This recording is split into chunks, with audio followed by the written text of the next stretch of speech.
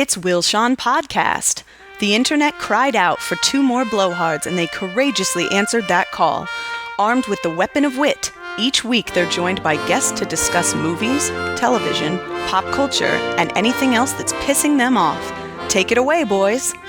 I'm Will Link. And I'm Sean David. And this is Will Sean Podcast. On a beautiful Sunday afternoon. How you doing, Will?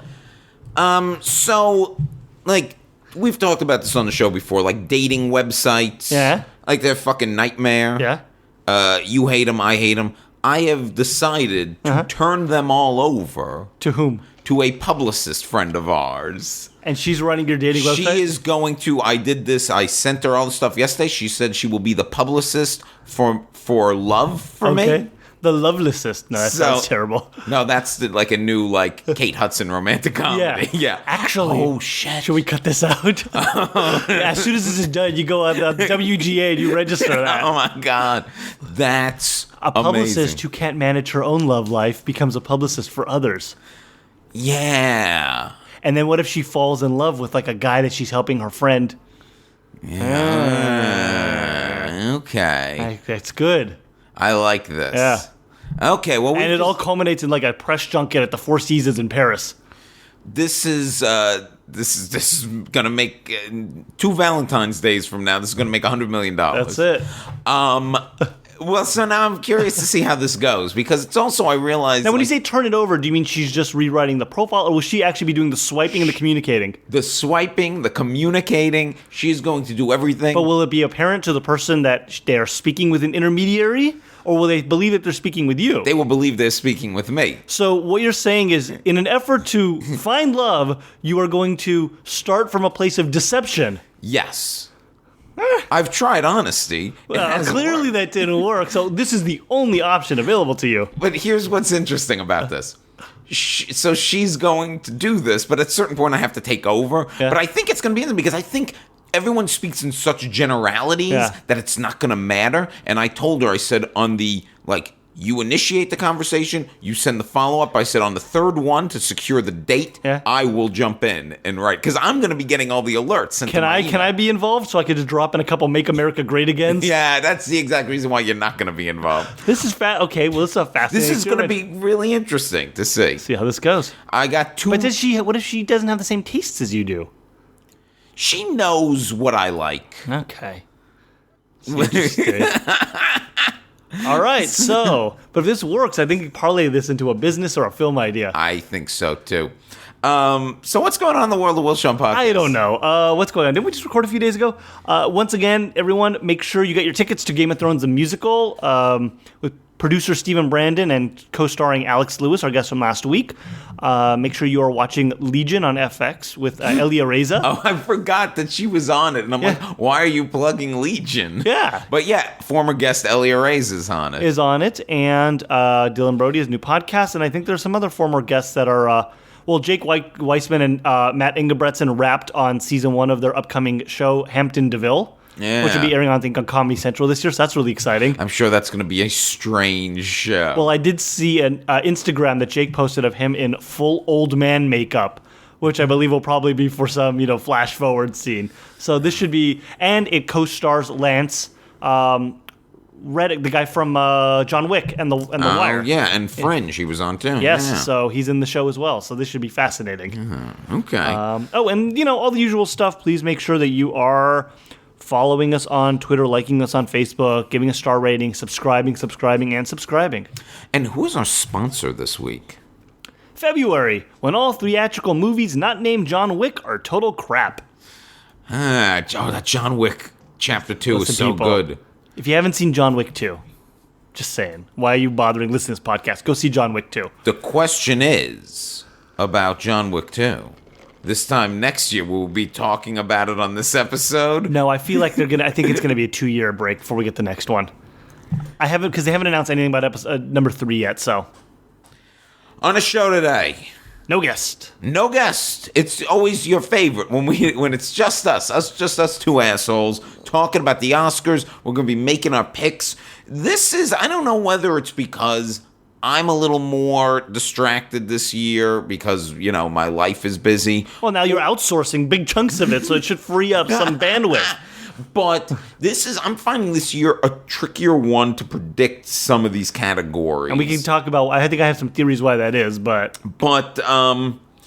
let's just jump right into it. Let's go in. What are we going to fuck around? You guys know what this is. Let's go. So let's start with what I think, though, is the lock of the night. Mm-hmm. Lock of the night. Sound editing. Exactly. Actually, that's one of the categories I'm worried about. But it's actress in a supporting role, and the nominees are Viola Davis for Fences, Naomi Harris for Moonlight, Nicole Kidman for Lion, Octavia Spencer for Hidden Figures, and Michelle Williams for Manchester by the Sea. And I think the lock of the night is Viola Davis. Right. Now, before Fences came out, everyone was shortlisting Michelle Williams and saying that she was the odds-on favorite to win this role. And then there was a big Viola surge. When the movie came out, she lost 2 years ago. Who did Viola lose? She lost to Meryl Streep. But that was for Best Actress. For Best Actress. Yes. And she probably should. She was predicted to win that year. Because The Iron Lady, which Meryl Streep won for, not a great movie. Yeah, she got streeped. But Streep's good in it. But So now, so Viola Davis is the lock of the night. You saw Lion, you said. Nicole Kidman's great in Lion. Yeah. I think the movie Lion is problematic because I think the first half was so good and the second half for me was so boring that I find it very uneven. Nicole Kidman deserves a nomination, though. She was fabulous in it. I think in another year, this would be a close race between Michelle Williams and possibly Naomi Harris for Moonlight. Naomi Harris was brilliant in Moonlight. She only worked on it for 3 days, and she's the only one in all 3 parts of the movie. Also, Viola Davis won a Tony for playing this exact role. She's been living with this character for years and years. Fences is a masterclass in acting, if it's anything. And it's this year's Doubt. It kind of is in that weird way. Viola Davis was nominated for Doubt as well. Exactly. With Meryl Streep, who turned around to shiv her. The big question with Viola Davis is, should she have been nominated in the lead category? Like, is this a little bit of category fraud? Because on Broadway, she was considered a lead actress, but then some people say that was only because of some rule that if your name is above the title on Broadway, you have to be nominated for lead for the Tonys. Seeing as we are very dedicated, Broadway trackers over here. Well, I mean, look, she's going to, whether she should be lead or not, I wonder if she could have won in the lead actress category, actually, because it's that powerful role. I just want to say one fact. Not sure we got fucked over by Florence Foster Jenkins. Yeah, then Streep would win. One weird fact, and maybe it's not weird because so few black women have won Oscars before, but Octavia Spencer is the only black woman who has won an Oscar and then been nominated again for an Oscar. Interesting. Yeah. Oh, because Viola never won. Okay. Yeah, so Viola, enjoy it while I can because you're never getting nominated again. That's not true. She will. And Octavia Spencer might too. By the way, did you see Hidden Figures? Yes, I loved it. Although Octavia is not the strongest, I would have given it to Janelle Monáe. That's exactly what I was going to say. I would have nominated Janelle Monáe instead. I think it's a more interesting role. Yeah. But Viola's going to win. And let's go then right to actor in a supporting role. Who won this last year? Let's also last year Best Supporting Actress was Alicia Vikander. That's right. It was the big year for Vikander because she had Ex Machina and The Danish Girl. And again, I would argue she won for The Danish Girl, which is a lead role. In a bad movie. Yes. That happens a lot in that category. Jennifer Connelly's famously also won. She was basically the female lead of A Beautiful Mind. Yeah. Got supporting actress. But actor in a supporting role, which went to Mark Rylance last year over Sly Stallone in a big upset. The nominees this year are Mahershala Ali for Moonlight, Jeff Bridges, Hell or High Water, Lucas Hedges, Manchester by the Sea, Dev Patel, Lion, and Michael Shannon, Nocturnal Animals. Now, this is the one category where Mahershala Ali is the odds-on favorite to win this category. I wouldn't be shocked if there was a little Jeff Bridges upset.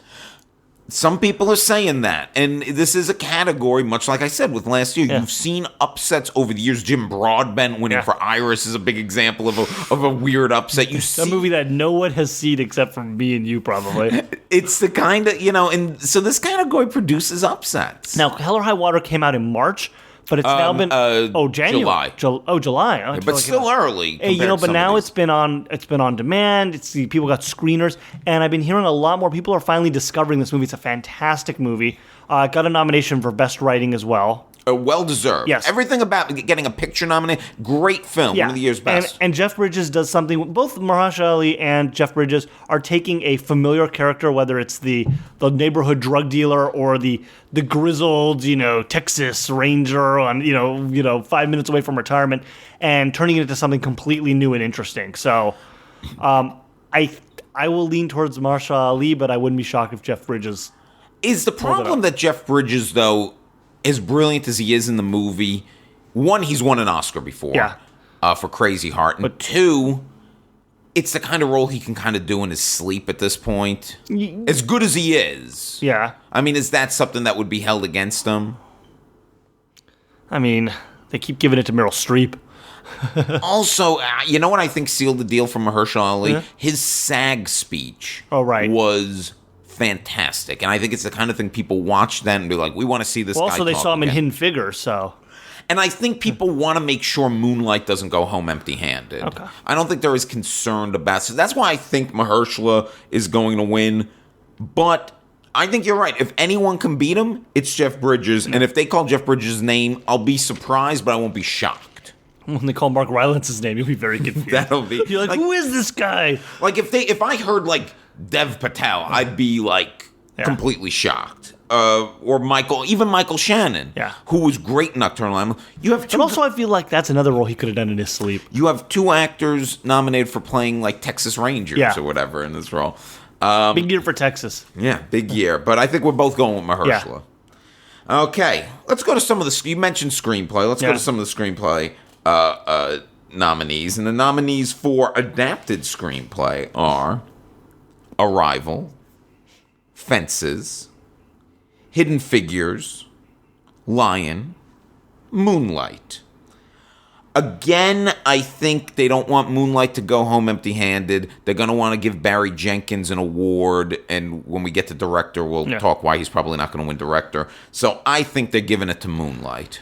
Now, with the success of Hidden Figures and how much of a crowd pleaser it is, can you see a world where Hidden Figures gets the award? Yes. Van Nuys boy Ted Melfi makes good? Well, he didn't write it. Oh, didn't he? No. Who wrote it? Because I know he worked on the script, didn't he? Yeah, I think so. I heard podcasts where he researched the story and I thought he wrote it. Who's the nomination for? I believe it's a white woman whose name I don't have here. You know what? This is something, if you have your... It's over there. Keep talking. I thought he wrote it, but let me see. Maybe, no, based on a book by a white woman. Oh, that's right. It's based on a book by a white woman. I like to refer to it as a white woman. No, he wrote the script based on this book that hadn't been published yet at the time. And the woman who wrote the book, his father actually worked for NASA, and she was deeply integrated. She knew that whole culture. She knew everyone there. She had full access. And then this book got on his radar, and he met with her and read a galley proof of it, and then started working on the screenplay based on that. Well, here's the other good point about Hidden Figures. Yeah. Hidden Figures is going to, on Oscar night, be the highest grossing of the Best Picture nominees. Right. Right now, I'm not picking Hidden Figures to win anything, and I feel like that could be a mistake if it is the highest grossing film. And the one award that you think it could get is adapted screenplay, but at the same time, I think they feel it's more important to give Moonlight the award. We'll see. All those 80-year-old white men may disagree. Well, it's funny. You have the four of the films nominated for adapted screenplay are all about people of color. Yeah. Fences, Hidden Figures, Lions, Moonlight. The only one that isn't is Arrival. Yeah. Which I don't think will win. They're about people of other planets. Exactly. I'm going with Moonlight though, because I feel like I'm gonna say Hidden Figures just to be a contrarian. Okay, good. I don't know what I'll actually vote on Oscar night. I may just go with Moonlight, but for the sake of argument, I'm going to say Hidden Figures. Any chance they give it to Fences? No, because I think it's too slavish. Because I don't feel that. Because August Wilson is the credited writer. Right, but did he write? He's dead. He didn't write the screenplay. Well, but he's credited as writing the screenplay. Apparently, Tony Kirshner did some tweaking on it that he didn't take credit for. And just August to sort of open it up a little bit and to actually turn it into a screenplay format. But they wouldn't give August Wilson a posthumous just because he's this great playwright. I don't think. I mean, it's strange because when you're adapting a play, you are recognizing the power and the value of the original object, but that doesn't necessarily mean that is the best screenplay when it's something that is just almost exactly what the original play was. Okay, I'm going Moonlight, you're going Hidden Figures. Now, original screenplay, the nominees are Hell or High Water, La La Land, The Lobster, Manchester by the Sea, 20th Century Women. Okay. This one, I think, is a tough one. Yes. I think by all logic, for the same reason I just gave for Moonlight, The Lobster. It should be Manchester by the Sea. No, it's not going to be Armenianos. I want to get to that in a second, The Lobster. But Manchester by the Sea, I don't think they want to send that home empty-handed either. They may be okay with that. I think a lot of people feel this is a great American movie. Like, that's the word ever since it played at Sundance. Like, this is a real... They said the same thing about The Birth of a Nation, though. Yeah, well, that movie, to be fair to The Birth of a Nation, beyond, like, the controversy about Nate Parker, the movie's not that great. Yeah. I don't know what people were going crazy. Sundance, 9 times out of 10, it's very rare the movie they go crazy for at Sundance that I end up being like, this is Me, Earl, and the Dying Girl is a great example of a terrible movie that I just heard out of Sundance. It's so good. Yeah. Win-win's another one. Win-win. Okay, it's okay. Yeah. Very rarely. Manchester by the Sea is one of the few times that I think it did live up to the hype that it came out of. And I think Kenneth Lonergan, again, this great playwright, they're going to want to give him an award. However, I don't know. Now I'm hearing a lot of La La Land buzz for screenplay, which is to me surprising because as much as I love La La Land, I don't think its greatest strengths are its script. Right. It won at the Golden Globes. But those people don't count. Yeah, I mean, I just wonder if it just shows the mentality. None of them speak English. I just wonder if it shows the mentality of people just checking the boxes. Yeah. Because even when Return of the King won, its 11 award sweep, they checked the box for I would screenplay. argue that that's an excellent screenplay, though. That is taking a mammoth amount of material and mythology and turning it... I will not argue with the Return of the King screenplay win. I won't argue with the win, but it was unexpected at the time. That was the award people didn't think it was going to win. Yeah. And I wonder if we're doing the same thing with La La Land. Or maybe you're not. I'm going Manchester by the Sea. I'm sticking with the idea they're going to want to give it something, and I have theories that they're no longer going to give it actor, which we'll get to later. So, what do you say? I agree with you, but I don't think La La Land's going to win. I think Manchester by the Sea has the strongest chance to win this category. The last musical to win for screenplay was Gigi. Wow. Musicals don't usually win. I mean, we're talking a lot of great musicals who won Best Picture since then. West Side Story, Sound of Music, My Fair Chicago. Lady. These movies were all winners, and they didn't win for screenplay. And you have to be nominated for screenplay generally to win Best Picture also. The last movie to win without that being nominated was Titanic, which in a weird way, the story of Titanic is much more resonant and sticks with us. And I'm pretty sure that's an excellent screenplay. Yeah, well, you know what? What Cameron always never is necessarily as best as dialogue, like some of the dialogue. But the actual writing of the screenplay is much more than just the dialogue. Exactly. But I think what people think about when they think about that screenplay is some of the hokey lines and not thinking that about, everyone quotes to death and everyone knows by heart. Exactly. Yeah. Look, Titanic's good. You know what's amazing about Titanic? Titanic won 11 Oscars, tied for the most. It didn't win any acting or writing Oscars, and it still won. Because it's just a huge technical achievement. So, I think in another year, Hell or High Water would have had a chance for this award because the kind of award movies like that win. Did he get nominated for Sicario last year? I believe so. Yeah. And the Lobster, if you want the definition of original, that's an original script. Go see The Lobster, people. Yorgos Lanthimos, they really like him because they nominated Dogtooth for foreign language, and that was a surprise back in the day. I can't wait for his new movie with Colin Farrell coming out later this year. I am in for anything Yorgos Lanthimos does. Next, let's go to animated feature film. And the nominees are Kubo and the Two Strings, Moana, My Life is a Zucchini, The Red Turtle, Zootopia. And Book of Kells. I mean, you have My Life is a Zucchini. Zucchini is our year's Book of Kells. Yes. Although I keep hearing My Life is a Zucchini is great. Which is a French animated film. Swedish. Oh, Swedish. And then The Red Turtle is a Studio Ghibli film, but made by a Danish director. It's the first time a Studio Ghibli movie has been made by a non-Japanese director. And supposedly it's beautiful. It's playing at the New Art Stiller. I don't think it's playing that anymore. I think it's gonna do the little road show. So I still wanted to see that. I want to see that too, and I'm hoping to see it before Oscar night. Yeah. It's not, and those films aren't going to win though. No. Those weird little foreign entries in this. It's always nice that they nominate them because they should get acknowledged, but they never end up winning. Now we have a little disagreement here on what's the better movie here in this category. Maybe not what's the better movie, but what's going to... I don't know. I think it's close. I love Moana. I think Moana is better than Zootopia. I think Zootopia is a more interesting movie, and I think Moana hits me more emotionally. I didn't cry at Zootopia. I cried with all the grandmother stuff at Moana. I think Zootopia is going to win because it was nominated the PGA. Yeah. It was nominated Critics' Choice, the National Board of Review. They've put it on a bunch of lists. Now, this is interesting in that we don't have a Pixar movie here. These are both from Disney feature animation, which normally does not happen. Disney feature animation... It's usually competing against itself with their Pixar movie. I think what Pixar has done, because now Pixar's been in the sequel game a little too much lately. I like Finding Are you ready Dory. for Cars 3? Oh, Jesus. That's the one I can't deal with those Cars movies. I don't get that world. I still haven't seen The Good Dinosaur. The Good Dinosaur and Cars 2 are the only two Pixar movies I've never seen. Okay. Finding Dory is a fun movie. Pixar still makes some fun, interesting stuff.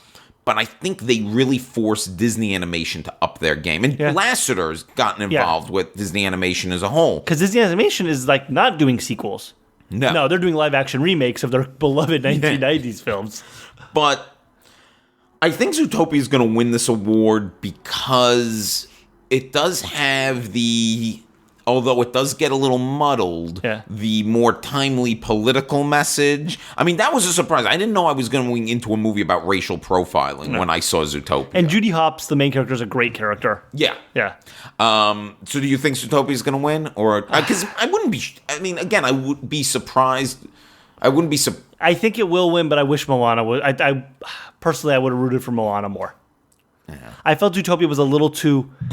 pat. It felt too much like a 3-act movie where Moana had a little bit more spirituality and heart to it, and even though it still was a 3-act film, it transcended that a little bit more.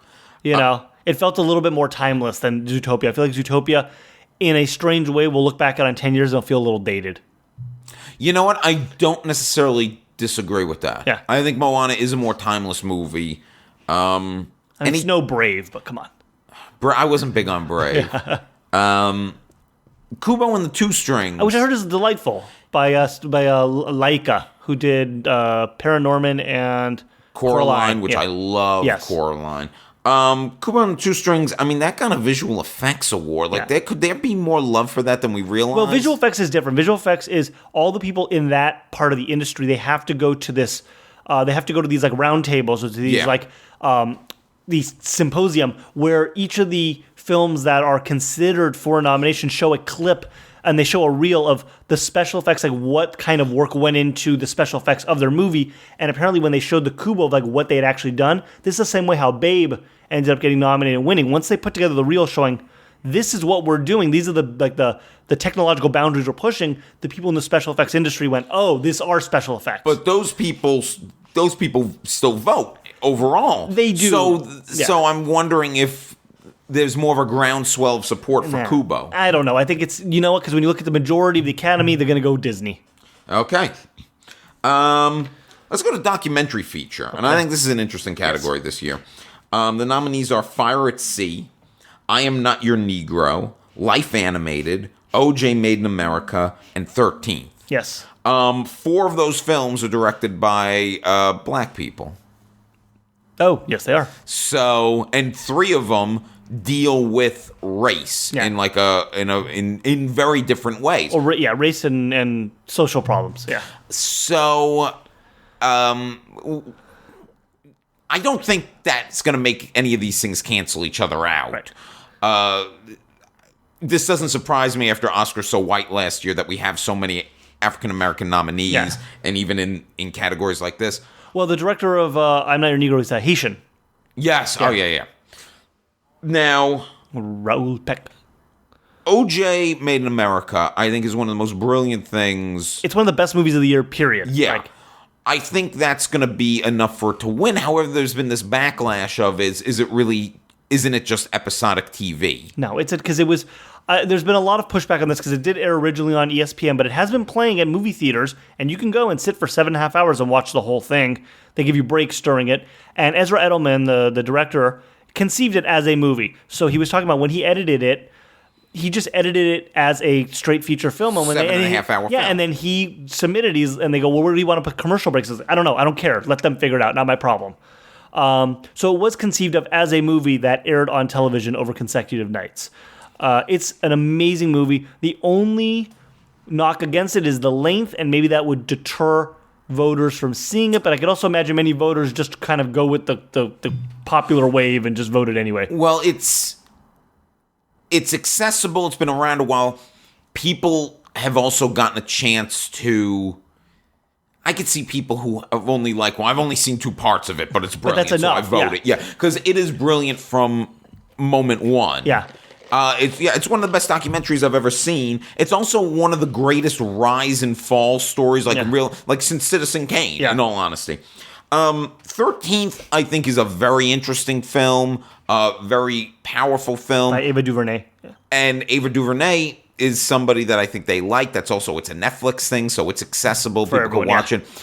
But I don't think it's nearly as sharply made. I don't think the filmmaking is nearly as interesting. I feel like 13th is like the way she relays the information is done in a smart way, but it's not. Sometimes it feels like an information dump more than a really well-structured movie. I think the odds-on favorite here is OJ. I'm Not Your Negro just came out theatrically this week.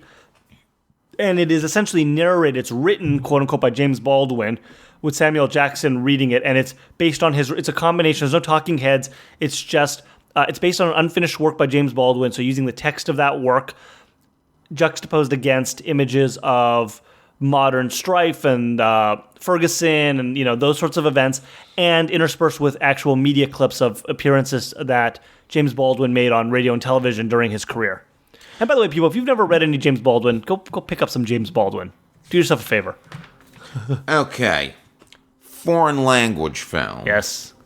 And the nominees are Land of Mine, a man called Uwe. From Sweden. The Salesman. From Iran. Tana. From... Not sure. Okay. It's not listed Is this here. the Turkish cat movie? No, but I want to see. Although I got a 4-star rating on Roger. Maybe we should go see that movie about Turkish Kitten. cats. And Tony Erdmann. Okay. From Germany. This has become a very tricky and more politicized category than it should normally be. Yeah. So The Salesman, Asghar Farhadi's film. Right, and he won 2 years ago for A Separation. Which is a brilliant film. Yeah. Salesman is not as good as A Separation. No, but still a very good movie. Very interesting movie. Very interesting movie. But I dismissed him as being able to win because A Separation had won, and this movie is not A Separation. Yeah. And then he got banned from entering the country by Donald Trump because he's Iranian. I guess the ban has been lifted. He could come if he wants. He says he's not out of protest, although part of me really wants him to come and now get on stage and be like scream. A big fuck you to Donald Trump. And this is the thing. I think one of the early favorites was Tony Erdmann. Tony Erdmann is a 3-hour German film about a German businesswoman whose elderly father, a prankster, decides that in order to get closer to his very busy daughter, he is going to show up and insert himself into her life, posing as a life coach that takes her boss under his wing or something like that. Yeah, none of that stuff quite happens, but it all happens. Like everything happens in the movie and nothing happens in the movie. Tony Erdmann is a movie that I would say is a very good movie that is 40 minutes too long. Yeah. Because it gets deep in the weeds with this woman's business life. And the thing is, we get her character immediately when we see her ignoring her family because she's on the cell phone. Yeah. Like, we know she's this type A businesswoman. We don't need, 10-minute sequences of them in boardrooms discussing Romanian oil fields. Yeah. But if you ever wanted to know about the state of the Romanian oil worker as viewed through the lens of a German consulting firm, this is the movie for you. But it is still a movie that I recommend seeing because there are moments in this movie, you and me saw this together, and we were laughing as hard as we laugh at anything at moments in this movie. And it's outrageous, and the finale is completely over the top and jaw-dropping. It's absolutely worth watching. Interesting side note to this, Jack Nicholson watched Tony Erdmann, loved it, went to Paramount, said that he wanted to buy the rights and remake this with him starring. He hasn't been in a movie in 10 years. And I guess... Not 10 years. When was the last time he was in a movie? I think 7 years ago, 2010. Wasn't it that James L. Brooks thing? Yeah. Which one? The one with Reese Witherspoon? With Reese Witherspoon, where she was a softball player or something. Which wasn't bad. I saw that. It wasn't. Yeah. Okay, so he hasn't been in a movie in a long-ass time, and Kristen Wiig will be playing the lead character, and I wonder if... That's good casting. And Adam McKay is going to be producing it. And there's no director, I think, attached yet. That's all very good casting. Yeah. Well, I'm excited for Adam McKay to put in all the outtakes from The Big Short so we can get we at least get our 40 minutes of business. Well, that's the thing. Meetings. There's no way. I mean, you know they're going to Hollywoodize it. They're gonna shorthand a lot of that. Well, you know what? And I hate to say this because I'm always like, the American remake, it's not going to be nearly as good. But with that cast and the fact that Kristen Wiig is an excellent dramatic comedic actress who plays exasperated very well. But also, it's a movie that I think 40 minutes should be cut out, and there's no way Hollywood isn't going to cut out those 40 minutes. But I can see them going to the Texas oil fields or some fracking concern or something. You can have that whole subplot, but it doesn't have to be as drawn out. Are we gonna see a lot of Kristen Wiig in the finale of that movie? She has shown a lot of herself. She was in that movie, directed by Shira. By a lot of Adam McKay's wife, the movie directed by Jeremy Piven's sister. By a lot of Kristen Wiig, for people who haven't seen Tony Erdmann, I mean nudity. There's basically the last 20 minutes of the movie are just nudity. But anyway, but here's the other thing. I wonder if they're just going to give it to Asghar Farhadi for The Salesman to make a political statement. Yeah. I also wonder if Tony Erdmann is the kind of film that a lot of people can't get through it because it is so long. I've also heard a lot of things about A Man Called Ove. I haven't seen it, but I heard it's the crowd pleaser one. Okay. That it's the one that is it on streaming yet? I think you can get it on Amazon Prime right now. I think. All right. I'm hoping to squeeze this one in before the Oscars, because I think it's between those three films. But I'm going to go The Salesman right now because I think they're going to try to send a message with this. I think so, too. Let's do original song. Okay. The nominees are Audition, The Fools Who Dream from La La Land. Which is basically a remake of a song from the Muppet movie. Can't Stop the Feeling, Trolls. City of Stars from La La Land. The Empty Chair. From the Republican National Convention. From Jim, the James Foley Story. Wait, the director of Glengarry Glen Ross? No, but they have the same name. And How Far I'll Go, Moana. Okay. First, I'm just going to say this. Nobody knows what the fuck The Empty Chair is. Except for Clint Eastwood. Sting did the song. Okay. So I guess that means Sting will be at the Oscars. Well, do we know if they're performing? Because some years they do the performance, some years they don't. Well, this is the other thing. Let's just talk about this briefly. Is Emma Stone going to get on stage and sing the song Audition? I don't is Ryan Gosling going to be on stage singing City of Stars? I don't think they want to do that. No. I don't think they've got. Sometimes they've done this where they bring in a ringer. They bring in someone to sing the song that wasn't in the movie. Yeah, they've done that before. Or sometimes they do the medley. I mean, Ryan Gosling isn't a strong singer. Nah. But City of Stars is a memorable song that I think Could maybe John Legend perform it? Oh, see, that would be interesting because he's in La La Land. Yeah. Ryan Gosling, though, I mean, I just said Ryan Gosling's not a very strong singer, but I also think City of Stars is going to win because I think Ryan Gosling is a singer who knows his limitations and he sings within that range, and he kind of and it's a memorable, beautiful song in the. Well, it's film. a little bit of an earworm. Okay, counterpoint. Can the two? I was about to say Spotlight, but no, that was from Spotlight. Can the two La La Land songs cancel each other out, and we go with our potential EGOT, Lin-Manuel Miranda for Moana? Well, I heard about when Dreamgirls was nominated. They had 3 original songs nominated, and they're convinced they lost because there were 3. And La La Land was only pushing 2 songs, an Emma song and a Ryan song, because they didn't want to fall into that scenario, which they still could fall into. I think people...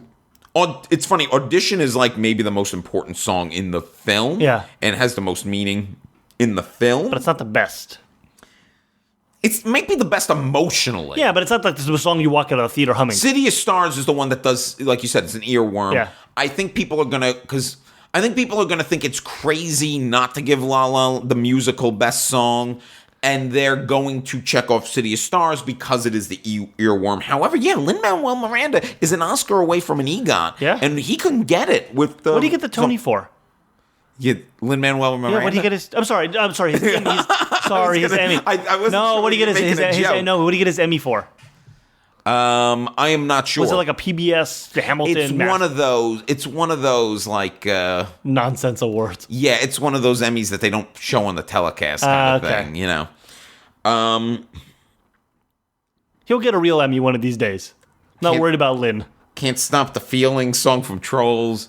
Who is that? Katy Perry and Justin Timberlake? Justin Timberlake. Is it Katy Perry? I think so. She's in that too. No. All right, keep talking. She's in Trolls? I think so. Anna Kendrick is in Trolls. It's Anna Kendrick and Justin Timberlake. Yeah. So, I mean, I guess Justin Timberlake will perform that at the Oscars. Okay. What else is he doing? But there's no way Emma Stone, who's probably nervous enough that she's probably going to win an Academy Award, is going to agree to go on stage. Who, again, she's not like... I mean, she did Cabaret, so, I mean, she sung on stage, but this is not the venue. I'm curious how they're going to handle that. I'm going City of Stars. What are you going with? I'm going Lin-Manuel Miranda. Going for the EGOT. The music in Moana is fucking And this is part of...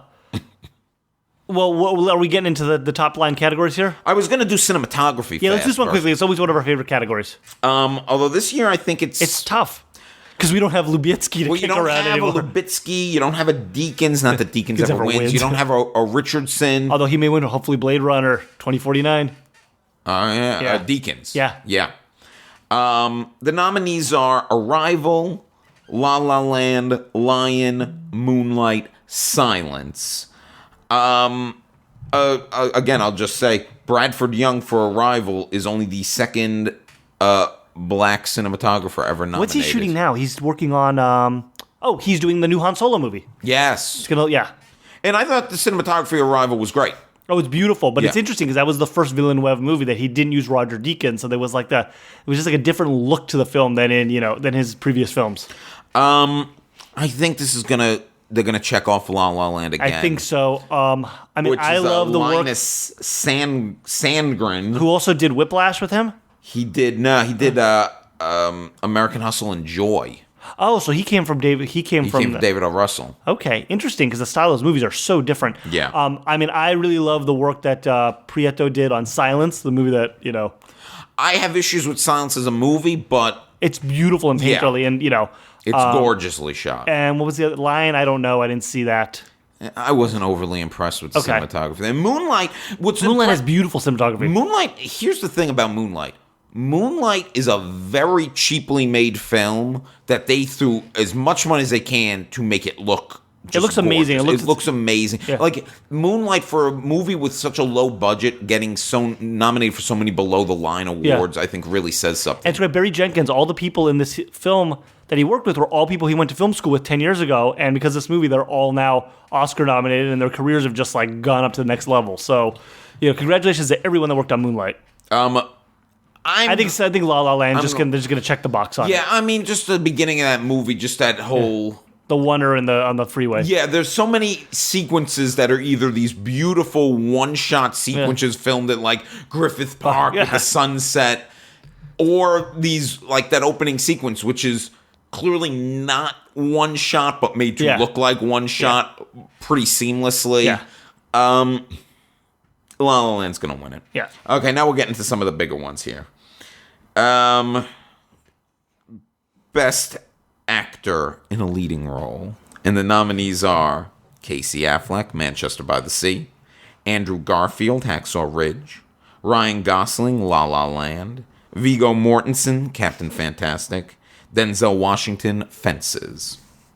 I would have a month ago said Casey Affleck, and part of me still feels like it's his to lose, but I think he's going to lose at Denzel Washington. Denzel won at the SAG. Yeah. And Denzel... And he's fucking Denzel Washington. He's Denzel Washington. He's almost like the Meryl Streep of this category. Well, this would make him own the 7th person in Oscar history to win 3 or more acting awards. So he won for Glory. He won for Training Day. So yeah, this would tie him with the other 3-time actors, which are Daniel Day-Lewis, Jack Nicholson, and Walter Brennan. Well, Walter Brennan. And on the actress side, Meryl Streep has 3. Hilary Swank has 2. Ingrid Bergman has 3. Yeah. And Katharine Hepburn has 4. That's right, she has 4. Which I think one day Meryl will probably tie, but... Meryl only has 3? Yeah, that's right. Huh. Iron Lady, Sophie's Choice, and Kramer vs. So Kramer. Meryl Streep went a long time not winning an Oscar. That's right. But she was nominated for everything. The one stat that I love 20. is that Jack Nicholson has won an Oscar in every decade of his career except for this decade. Well, last decade he didn't win. He didn't win anything last decade? In the 2000s. Not for Anger Management? Yeah, no. Snub. But he won in the 70s, 80s, 90s. And I thought he was going to win for About Schmidt, which would have been 4 and would have been in the 2000s. Yeah. And he lost that year to Adrian Brody. Daniel Day-Lewis was nominated that year, too. Nicolas Cage was nominated that year. Daniel Day-Lewis was nominated for... Gangs of New York that year. Now, here's the thing. Adrian Brody won that year. Yeah. I don't think it's going to happen, but is there any chance that someone like an Andrew Garfield could pull an Adrian Brody? No, I think because that movie is too... Hacksaw Ridge is a stunning piece of filmmaking made by a very violent, disturbed man. Andrew Garfield acts the shit out of it. He is fantastic in the movie. I just don't think he's going to... I don't think he's going to win. I think Mel should just be happy that he's back on. And we'll talk about this in a minute, but Mel should just be happy that he's back in the club. So I think Denzel's going to win now. Denzel's also campaigning hard. Yeah. And Casey Affleck isn't campaigning that much, mostly because he doesn't want to be asked about sexual misconduct. I mean, here's the thing about what Casey Affleck did or didn't do. It was like settled out of court. Yeah. So we don't have, unlike, say, with Nate Parker, and this is why I don't buy that it's a racial double standard in this case. Like Nate Parker, we have like a court case that we can go back and look at. Casey Affleck, we know he didn't rape anyone. We just know he was sexually... He was not being a good male feminist. Yeah, like we know he was doing something inappropriate on the set of I'm Not Here. Listen, was anything appropriate having on the set of I'm Not Here? I also wonder that. I think that was a movie made while everybody was like drunk and coked out of their mind and not that excuses his behavior. So the thing with why I don't know if it's hurting Casey Affleck that much is because nobody quite understands what Casey Affleck did, but he's also not putting himself out there in positions where he can be asked about it. And it's so much easier when you're unsure and it's like, I like Manchester by the Sea, but Denzel, it's a path of least resistance. And it feels good. It's the case of also Denzel does the most acting, where Casey, it's a much quieter part. I'm switching to Denzel. I think he's gonna win. And also, now this gets us into the with Denzel possibly winning. I want to discuss getting into the last few categories here. Do we think there's any air come out of the La La Land balloon? Because these Oscars are going to be woke as fuck. Well, they're going to be so politically active. The nominations came out sort of before the moment we're in, but the decisions and the voting happened kind of right as Trump was starting to grab the reins. Well, I was talking to some people about that. And we'll get to that a little bit more when we get to Best Picture. Yeah. But we're predicting 3 of the 4 acting categories are going to go to minorities. Right. Which is unprecedented. Usually goes to Brits. Yeah, honestly. Or Spaniards. I don't think... I mean, look, La La Land, this is one of the few awards La La Land's going to lose. Yeah. Which is actor. And I know some people are like, well, Ryan Gosling shouldn't have even been nominated. He's not that great in the movie. To my argument is the only reason that movie really works is the charm of those two. Well, also the 2 girls that play Emma Stone's roommates. There are 3 of them. Oh, there's 3. See, that's how charming they were. The red, yellow, and blue. Oh, no, Emma's yellow. Yeah. So, or was Emma blue? I thought she was. Well, you saw the movie 9 times. You tell me. She was blue, I believe. But Gosling's half the reason that movie works, and it also wasn't that strong a year for male leads. Like, who do you replace Gosling with? In all honesty, like, John Wick. Who gave such a stellar performance that you're like Gosling's out? I mean, Chris Pine or Ben Foster from Hell or High Water. Do you think Viggo really belonged in that category? Yeah, Viggo's great in it. Viggo's great in Captain Fantastic. You know, Chris Pine is the one person no one was really talking, because Foster I still think is kind of supporting. But Chris Pine I wouldn't have had a problem with. Look, Denzel's going to win this. Is some air out of the La La Land balloon? I don't really think so, but we'll get to that. Okay. Let's get to actress. And this was a very crowded category. Yes. The nominees are Isabelle Huppert, Elle, Ruth Negga, Loving, Natalie Portman, Jackie, Emma Stone, La La Land, and Meryl Streep, Florence Foster Jenkins. You know, can we just make this a 4-actress category because we just have the Meryl slot every year? You know, that's the thing. I wasn't that big on Florence. Look, Meryl's great in Florence Foster Jenkins. I'm not crazy about the movie. It didn't quite work for me. You know, but you give it to Meryl. I mean, look, let's put it this way. If Meryl wins this category, it's going to be because they want to see her give some political speech again, which I don't think is enough for her to win. And if she does win this category, I'm telling you right now, she's going to be the enemy of the podcast because she doesn't deserve it for this one. In fact, I would have nominated Amy Adams for Arrival over her, which I think is a little ridiculous. Arrival got 8 nominations. Amy Adams is the heart and soul of that movie, doesn't get nominated. And what about Renner? Come on. You don't have... Or about Forrest Whitaker? Forrest Whitaker giving a typically strange Forrest Whitaker performance in Arrival. I think he didn't take off his makeup from Rogue One. He just showed up and they put a little Colonel's beret on him. You also have people got snubbed. Annette Bening, for 20th Century Women. A lot of people thought that she could win this early on because she's never won before. Although I'm not the biggest Annette Bening fan. Margot Robbie for Suicide Squad.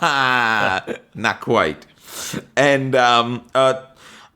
you know, I think if Hidden Figures came out a little earlier, or if the nominations had come a little bit later, I think Taraji Henson would have had... I would much rather see her there than Meryl. You know? I'd rather see her in there than Meryl, too.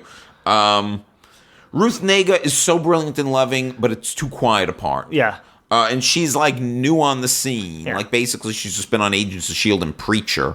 So this is like she's happy to be there. Nominations are award. Natalie Portman has lost a lot of steam for Jackie. For some reason, people didn't go see Jackie. Jackie still haven't seen it for people. It's very good. Because no one understands what she's saying in the movie. It's very good. Okay. And it's a very good performance. I saw Neruda. I didn't see Jackie. You saw the other Pablo Larraín movie, yeah. Natalie Portman, I find her to always be stiff and wooden as an actress, which is why I'm not a big fan. But this role called for that, and she was great. Black Swan called for that, and she was great. Closer. Yeah, Closer. I got problems with that movie. Shipper. I got problems with that movie. So now we're down to 2 people: Emma Stone and Isabelle Huppert.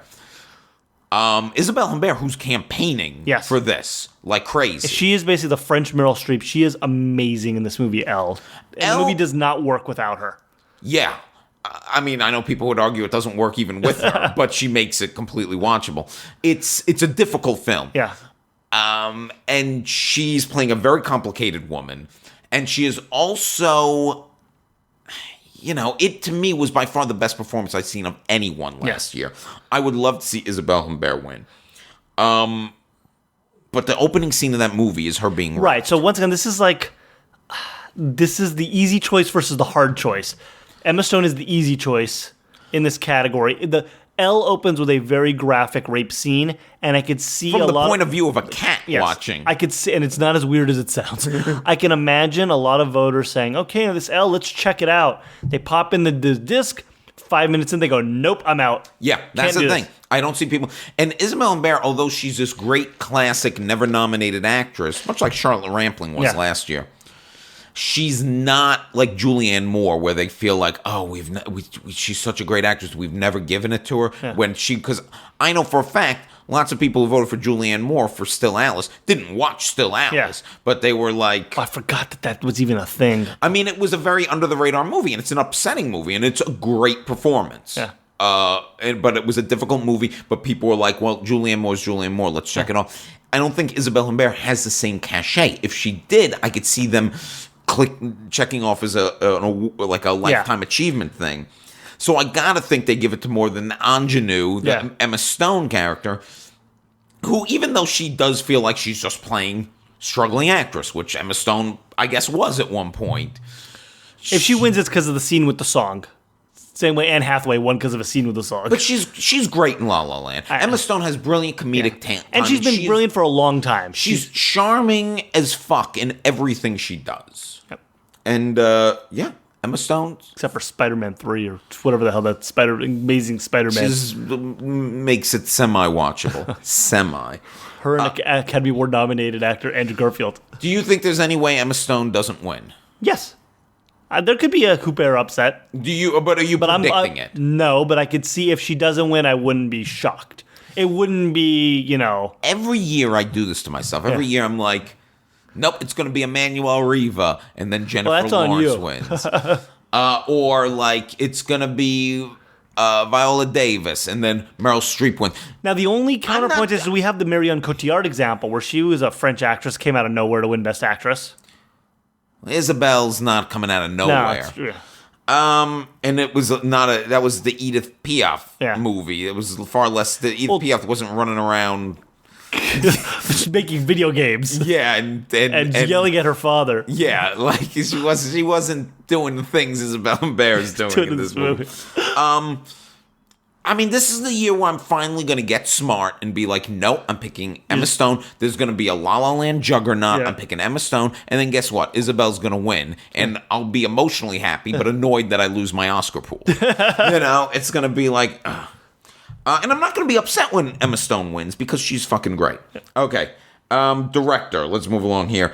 Denis Villeneuve, Arrival. Mel Gibson, Hacksaw Ridge. Yeah, welcome back, Mel. Damien Chazelle, La La Land. Kenneth Lonergan, Manchester by the Sea. Barry Jenkins, Moonlight. You can't have your film get 14 nominations and you lose Best Director. Even in years when... Is that the rule? Even in years when the film that gets the most Oscar nominations... doesn't win Best Picture. It usually ends up winning Director. Yeah. And I can't imagine a scenario. He won the DGA award. I can't imagine a scenario in which Damien Chazelle loses. Sean, give me a scenario where he loses. People are like, listen, kid, you made a good movie, but you're 30, and go make a couple more films. Well, you're in the club, but let's... this is your masterpiece. So, and I'm assuming you're picking Chazelle, so I shouldn't have thrown that. I don't know, but even Barry Jenkins is still essentially. He's not like this. It's like Barry Jenkins has been around for a while. Yeah, this is only Barry Jenkins' second movie. Yeah, Mel's not winning it. Mel already. Mel, it's a miracle Mel is even nominated. Yeah. Although I think he directed a hell of a film. Yeah. Do you think that Silence got penalized for coming out too late in the year? Do you think Silence would have done better if they had released it around Thanksgiving and given some people? I think, well, it wouldn't have It wouldn't have gotten lost in the shuffle. It wouldn't have gotten lost in the shuffle, which I think Silence did. But I also think Silence is a very difficult movie. What are you talking about? It's a very I find it a more challenging movie than Elle. I find it more challenging to watch these Jesuit priests just basically being tortured for their religion. It's a beautiful film. Just because they won't step on a picture of Jesus. Sin. I would have stepped on the picture. That's the thing. The stakes are so low for me in that movie because it's like, who doesn't just step on the picture? Oh my God, Sean's got the book. Will, his soul is at stake. It's not just a picture. It's his faith. Why is God silent in the face of these torments? Oh my God. Martin Scorsese's announced his next film will be Hugo 2. So, Silence, interesting fact, is one of only 2 Scorsese films not nominated for Best Picture this century. Okay. What was the other one? Was Shutter Island. Well, that's exactly. But it's interesting that like everything, Gangs of New York, Departed, Aviator, Hugo, and Wolf of Wall Street all nominated. Silence was not. It's going to be Chazelle, but is this a case will he be the youngest Best Director winner? Like, I feel like some of those guys in the 70s, like Michael Cimino or one of the, They were pretty young. But they weren't 30. No, I think this one I'd have to look. This is an Oscar fact. I don't have it. We'll have the answer for you on our recap episode. Well, after they... Because I feel like Coppola, they were in their 30s when they won. Coppola, like, knocked around a while. Yeah. And I think the youngest of those guys, like the Spielberg stuff and Scorsese, didn't win till they were older. Yeah. You know what I do like about this category? It feels like... I know Denis Villeneuve is kind of older, but he feels like he hasn't been around a while. This category feels a little bit like the future of filmmaking. Like, I feel like Denis Villeneuve, Damien Chazelle, Barry Jenkins, these are guys that we are going to see again and again and again. The youngest Best Director winner would be Norman Taurog. He was 32 years old. And then Louis Milestone. Sam Mendes was 34 when he won for American Beauty. Okay, I forgot about Mendes. Yeah. So. Okay. But he'd also been working in theater for 10 years. So. Okay, so we're both... I guess if anyone upsets, it's Barry Jenkins, but I think they're going to give Barry Jenkins the Screenplay Award. Now the big one. Yeah. We're running long here. Short live action. Yeah. The nominees for documentary short subject. Nominees for Best Picture are Arrival, Fences, Hacksaw Ridge, Hell or High Water, Hidden Figures, La La Land, Lion, Manchester by the Sea, Moonlight. The only one of I think 8 of these are fine films. I'm not big on Lion, as I've already said. That was a Weinstein special where they just jammed it down the throat of the Academy nominees. Yeah. Okay. Is there any way La La Land loses? I don't think we're living in some bubble. I think La La Land is as popular as we think it is. I think there is a way it will lose. I think it could. I don't think it is a given that it'll lose. That it'll win. Let me ask you this. Would that be the biggest upset in Oscar history? The fact that it tied for the most nominations ever with Titanic and All About Eve with 14 nominations, and then to lose Best Picture, I think that would be the biggest Best Picture upset, certainly of our lifetime. For Best Picture? Yeah. So he Dances with Wolves out there as an example. I don't think that was as big an upset as... It would be, because Goodfellas didn't have 14 nominations. Okay, yes, it would be for Best Picture, but I don't necessarily think it's an absolute given that I believe it will win, but I don't think it's a given. If it didn't win, I think there is the little bit of the La La backlash, little La La Land fatigue. It's like that was a movie that was a movie that was made for Hillary Clinton presidency. We're gonna go, but is it also the charming, dream-filled, escapist movie that we need right now, or are people just too angry to give it that? Because here's the other thing. The only film I could see beating it, and I don't think it will beat it, is Moonlight. Yeah. And but Moonlight is only a political film in the sense that everything is political now. It's not a political film. Right. No, so none of these movies really are. Hell or High Water's got a little politics in it. Oh, yeah, no, that does, because that deals with, like, fucking banks. You're right. The Hell and High Water's the most political. I don't know why doesn't Hell or High Water win. Yeah. You know, but funny enough, the film probably with the most momentum going into it, and it won't win, is Hidden Figures. Yeah. I'm picking Hidden Figures to win nothing, which feels crazy to me, but that's what I'm doing. I mean, to me, it would only be that politics seeps in, but at the end of the day, I think everybody really just loves La La Land. And I think it's got all those below-the-line people voting for it, too. It's just a movie that charms everyone. No, I think it's going to win, but if it didn't, it would be an upset, but I could see where that... Would you be shocked? I'd be shocked. I wouldn't be shocked. But... It would make sense. I'd be like, okay. Would you... It wouldn't make sense. Yeah, it makes sense. Would you... I would never tell anyone not to pick it, though. I would never tell anyone in a pool not to pick it. Maybe we should tell people not to pick it so you can win. I'm going to start a big thing like... I don't know. I'm going Lion. Straight Lion. I keep hearing Lion. People talk about this Lion film, huh? I think La La Land is definitely going to win. And I think it's a great movie. And let's talk about it being a great movie here. So, you know, whenever something becomes really popular, suddenly there's you just said there's La La Land backlash. You were saying, has it lost steam? And all of a sudden these backlashes start. You know, this is because people are assholes who just don't want to like things that they actually like or everyone likes. This happened, this always happens at the Oscars. This happened with Titanic at the time. I remember, like, Titanic's not really that good. People say Titanic is overrated. Fuck you. It's properly rated as a goddamn masterpiece of modern filmmaking. Now, here comes La La Land haters. People, some of whom haven't even seen the movie. They haven't even seen the fucking movie, but they're shitting on him like, I don't want to see that happy nonsense bullshit. What don't you like about it? Do you not like love? Do you not like acknowledging the history of film? Do you not like music? Everybody likes fucking music. Do you not like following your goddamn dreams? Do you not like the two most charming fucking actors on the planet together?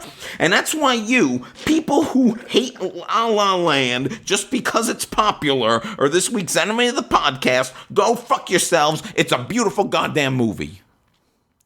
Okay. Yeah. But I could still see a scenario in which it loses Best Picture. I'm just saying. I think it's too beloved. All right. I think it's too beloved. Which brings me to the big question. Yeah. Because you think it's going to win. I think it's going to win. How many will it win? And this is why I find this year hard to predict. Well, I mean, it's doubled up on Best Song. So already there. So it could only win 13 of the 14. But, fuck yourself, La La Land. But here's where things get crazy for me. You have to decide whether it's going to do a Return of the King where people just start checking off every box, or if people are really going to take the time and be like, well, you know, sound editing. Because here's the thing, like, it's going to win sound mixing. Well, like, for example, Best Music is complicated because there isn't a lot of original... There's the songs in the movie... And there are the refrains from the songs, but as far as like original score goes, there's just kind of like connective tissue. It's going to win original score hands down, which is kind of a cheat because that's not really what it's the movie about. You, the score to Jackie is really good. Yeah. I mean, what's going to beat Passengers? Fucking Passengers. No, Jonas Johansson. For Arrival. But like, here's a great example: sound editing, sound mixing. I tend to always pick the same movie for both because I think people don't understand the difference. La La Land is winning sound mixing. Musicals always win sound mixing.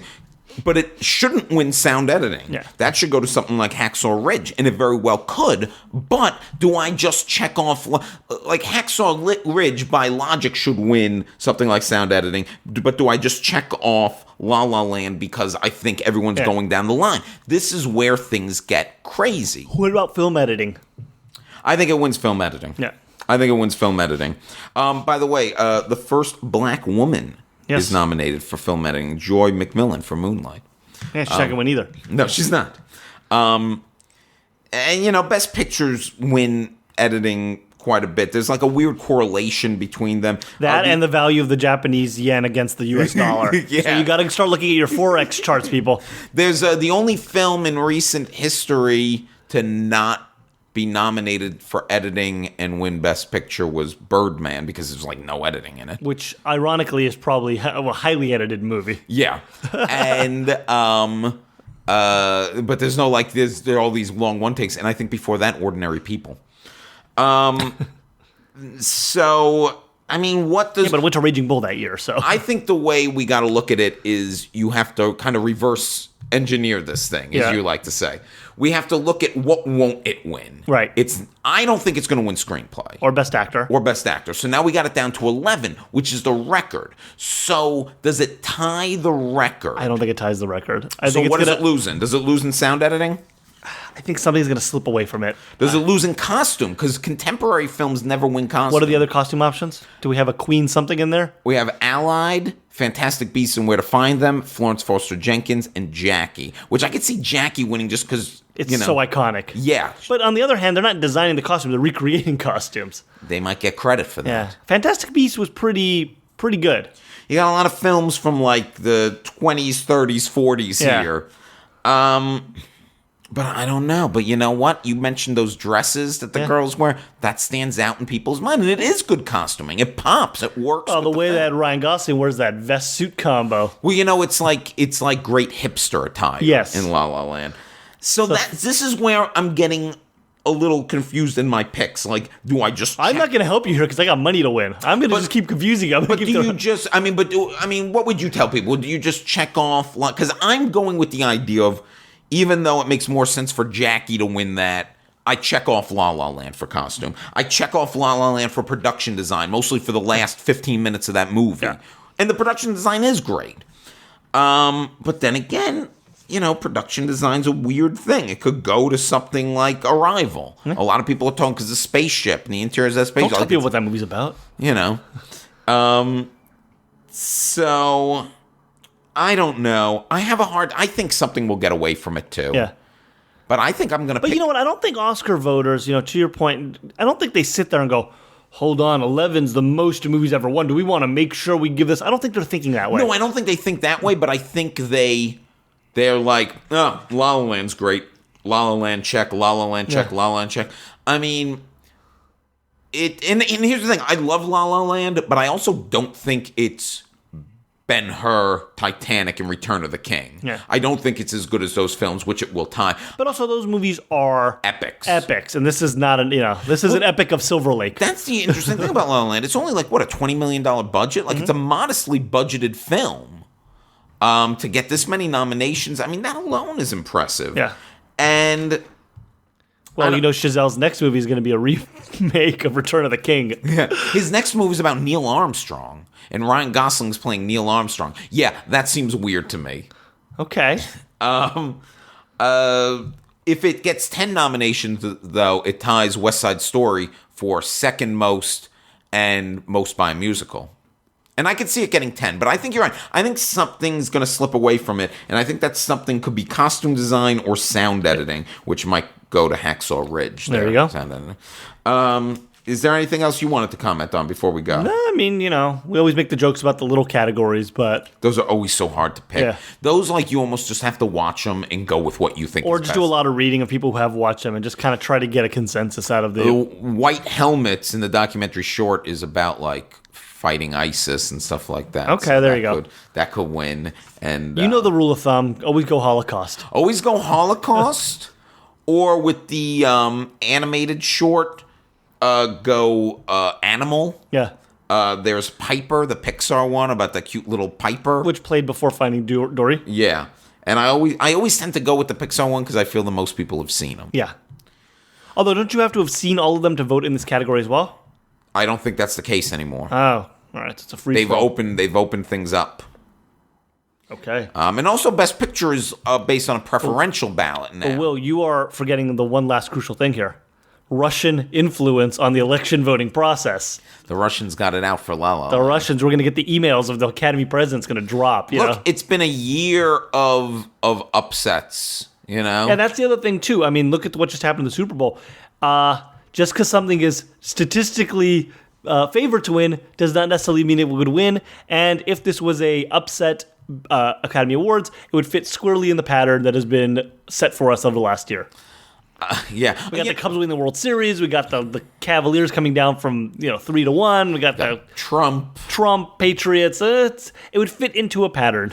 I hope we break that pattern. All right. And the other thing I will say about it, because I just referenced the preferential ballot, La La Land, even if they don't pick it number 1, I'm sure it's a lot of people's number 2s or 3, and you vote with a preferential ballot for picture. So I think that's going to help it. Where I think something like Moonlight, it's either your number 1 or it's a little lower down the list. That was my argument against The Revenant last year also, that The Revenant was either your number 1 or your number, 8. Yeah. And Revenant did not win.